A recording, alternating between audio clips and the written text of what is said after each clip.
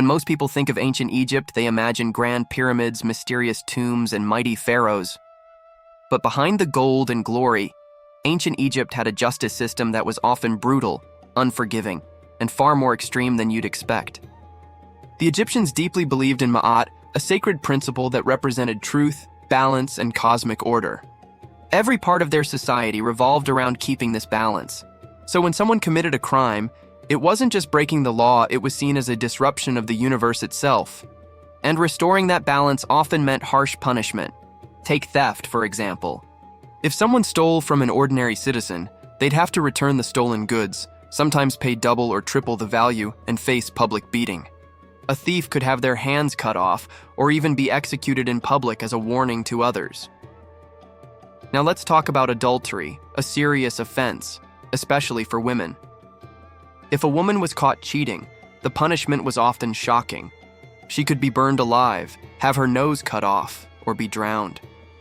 Men caught in adultery might be spared the death penalty, but were still whipped with hundreds of lashes. The exact punishment often depended on social status. A noblewoman might get a private trial. A servant might be punished immediately with no defense. One of the worst crimes in ancient Egypt was tomb robbing. Egyptians believed that the dead needed peace to pass safely into the afterlife. If a tomb was robbed, it wasn't just stealing, it was considered a spiritual attack. Tomb robbers, when caught, faced torture, mutilation, or were sometimes buried alive. Some were impaled or burned while still alive. The government even set up special courts just for tomb-related crimes.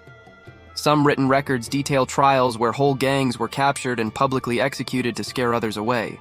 The justice system itself could be cruel. Courts were often biased, and during interrogations, it was common to beat witnesses and suspects to get confessions. There were no lawyers, no rights, and little chance for appeal. Sometimes even those falsely accused ended up punished if they couldn't defend themselves well. Lying was also treated seriously. If someone was caught spreading false rumors or slandering another person, the punishment could be cutting out the tongue or public humiliation. Those who lied under oath, especially in temple or royal matters, were seen as insulting the gods and could be banished for life. For minor crimes, the punishments were still tough. Public shaming, forced labor, or exile were common. And exile wasn't like being sent away on a vacation, it often meant being abandoned in the desert or forced to survive in hostile territories. It's important to understand that these punishments weren't just for revenge, they were about maintaining Ma'at. The Egyptians saw justice as divine.